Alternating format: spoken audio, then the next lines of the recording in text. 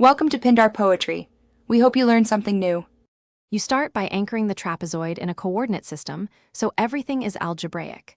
Place the lower base from x equals 0 to x equals on y equals 0, and the upper base centered at height h within points x1 and x2.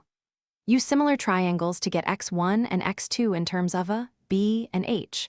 Once done, calculate area a equals h asterisk, a plus b, /2 to verify dimensions. Make sure the coordinates are precise, because small mistakes amplify in centroid formulas.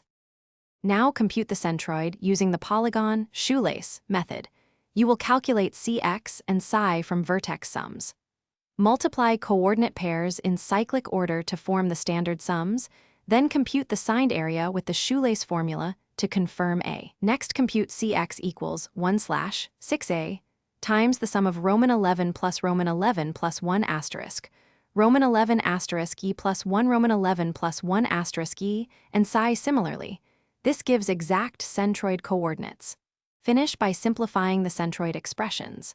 For a symmetric trapezoid, cx will be at the midline, while psi reduces to a rational multiple of h depending on a and b. You can verify by splitting the trapezoid into a central rectangle and two right triangles, computing each centroid and performing an area-weighted average. This often reveals algebra slips.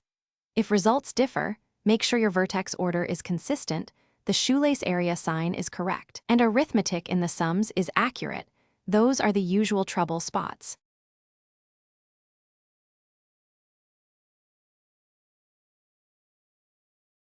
Thanks for watching.